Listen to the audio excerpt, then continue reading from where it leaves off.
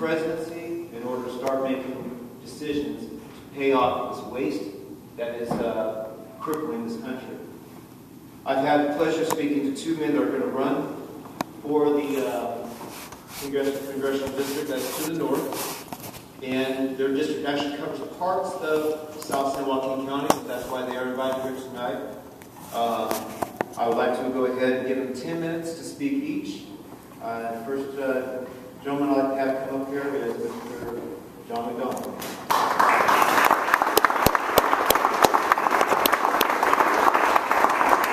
Well, Frank's exactly right. We've got major structural problems in this country. I felt when the first financial crisis hit that what we were looking at, what a lot of politicians were thinking, was we were in a typical business cycle downturn. But that is not the case. We're in a massive structural problem. And all the stimulus that Obama put in there directed at business cycle problems. If there's a Hurricane Katrina, you can come in with stimulus and go fix things that are broken. But if you have a structural problem, you have to change things in a structural way. Okay? So what I would like to talk about before I get too much into that, I've got my family over here, my wife, and I've got 3 out of my 4 daughters. And it's precisely because of my daughters why I'm running. Their economic future is not very bright. There's no way we can put any makeup on this thing. It looks pretty bad out there. And you heard Frank talk about the statistics. Absolutely not. So who am I? I'm a semiconductor executive. 10 years ago, I was brought in to turn around a company. I had 0 revenue, totally failing company. I was called by the CEO of one of the top semiconductor companies in this nation. He said, go rescue my investment. From that moment of 0 revenue and total quality disaster, we took that company and we grew it in America. Today, that company is more than $400 million in annual sales at high profit, creating hundreds and hundreds of U.S. jobs.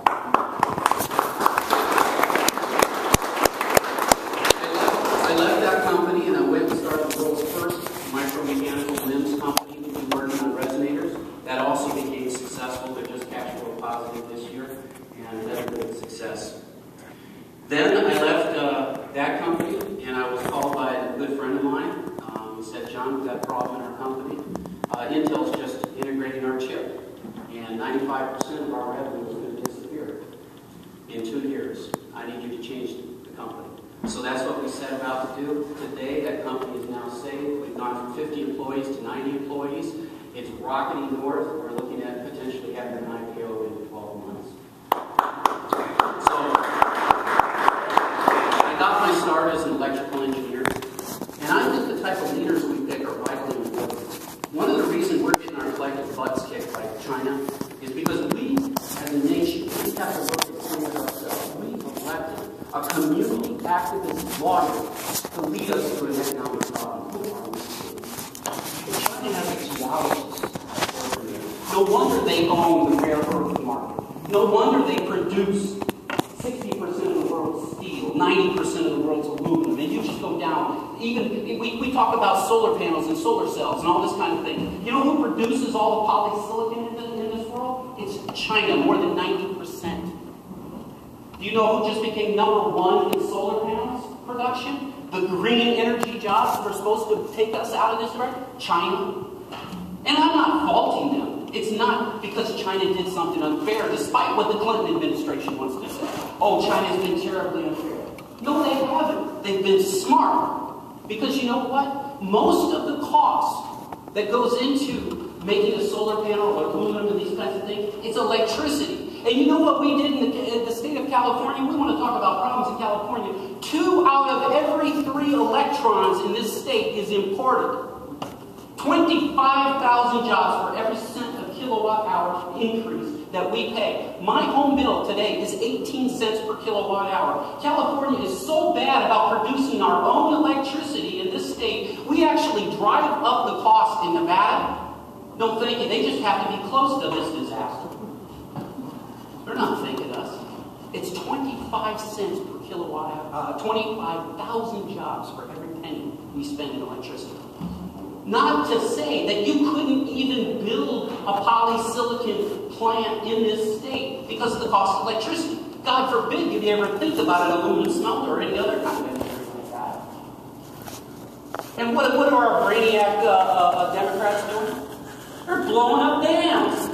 They just got done blowing up the Condon Dam up in the Pacific Northwest. And you say, well, that doesn't affect our state. Yes, it does. Remember I just said we import all of our electricity? Yeah, where does it come from? It doesn't come from this state, it comes from those states. And what if they ever have an electricity crisis? What are we going to do here in California? Oh, it's going to happen exactly what happened last time we had an electricity crisis. They jack all the rates up, drag the transmission rates up, and we're just sitting here holding the bag. Who are we kidding? But you know what? We got to look at ourselves. We got to point the finger at ourselves. We're doing this to ourselves. You know, I love to give this one story. President Lincoln, great Republican. 1863, right in the middle of the Civil War, wrote a letter and said, you know what? We're going to build a transcontinental railroad. From the moment he signed that letter until they drove in the final golden spike was how many years? 6. All the way across. When Chinese folks, Irish folks, and under Native American attack, they did that in 6 years. We can't even plan a railroad in 6 years across a flat valley. Okay? Let's put it in context. That's the problem with our country. When we go solve those kinds of problems. Now, I think Leroy, you might be talking against the high-speed rail. I totally agree. The ROI of that is just nuts. It's just totally nuts. And when I hear these politicians going to Washington, and they're just talking nuts. I want to talk about another issue, Sarbanes-Oxley. We all talk, oh, let's be bipartisan. You know, you can have really, really bad bipartisan ideas. Sarbanes-Oxley is one. But what is Sarbanes-Oxley? It affects the venture capital community in a massive way. Do you realize that our number of initial public offerings are down 75% over the last 10 years versus the prior 10 years? That represents 2 million jobs that don't exist in this nation. Now, where is the #1 state for venture capital? It's California. It's Northern California. It's the Bay Area. And a lot of us commute into the Bay Area. There's all kinds of tech jobs in South San Joaquin County. It affects us. California has almost lost 600,000 jobs because of Sarbanes-Oxley, that bipartisan piece of junk. What is it? It's all goodness. If you read Sarbanes-Oxley, it's wonderful. We're going to protect this and protect that and protect and protect and protect and protect all the way down. There's not one clause of Sarbanes-Oxley. If I read it here, it would be. But what does it do? The problem with it is it puts a massive burden on young companies so they can't go public because that burden costs up to $2.5 million to go public. So what do? They get bought out by another company. They go out there. Or they decide, you know what? Let's screw NASDAQ. Let's screw the New York Stock Exchange. We're going to go overseas. And so the Hong Kong market today has far more companies going public than NASDAQ. In fact, the number of companies on our stock exchanges are going down. That's what our kids have to look forward to. So let's talk about the narrative competition a little bit. I just talked about Barack Obama and his beautiful record. What's beautiful business? I mean, sure, got 15.7% unemployment in this county, right? McDonald did Connecticut. Before there was Solyndra, there was Connecticut. Connecticut lost $100 million in wind energy. And out of all the renewable energy sources, actually wind is one of the more sane ones. Solar is just absolutely crazy. It's about 35 cents per kilowatt hour when you actually do the calculation and take out all the government subsidies. Wind actually makes a tiny percentage. You can actually get it down to 6%. What they never put in their calculator, though, is what the capital costs, because you still got to build all the other plants, because wind, you know, right up here in Altamont doesn't blow 4 out of the 12 months of the year. They never put that in. The next thing is, I don't know if any of you know, after McNerney's failure in his Babylon business, he went on and did his own startup, and it produced 2 jobs and $110,000 in revenue. And that's the guy who's doing a great job planning for this area. He also wrote a book that nobody reads. I hesitate to mention it because last week I bought this book. It went from about 1 million on Amazon.com to 700,000 places. And then it probably went down the next week. But let's talk about his book. Actually, there's a couple chapters in his book that aren't very bad. They're actually pretty good. Actually, when he starts talking about wind energy, you can tell the man knows what he's talking about. And you know what he complains about wind energy? All the environmentalists. It's absolutely hysterical.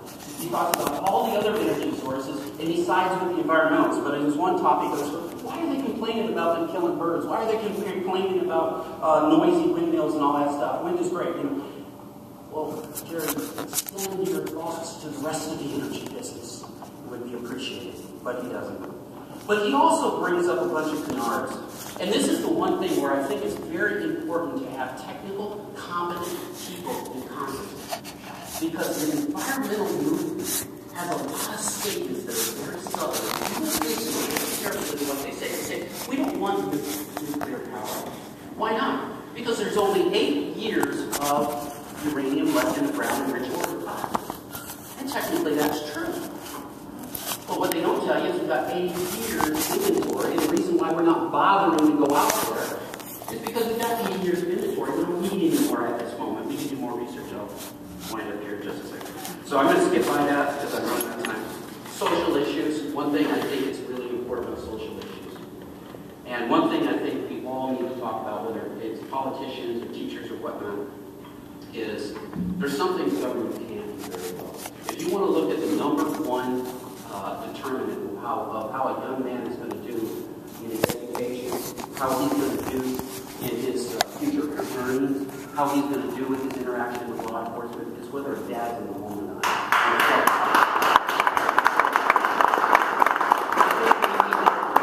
From the pulpits, we need to preach that in politics, we need to preach that in everywhere we go, whether you're a coach, as I've been, and things like that, we need to preach those messages and get those words out, not be shy to talk about our God.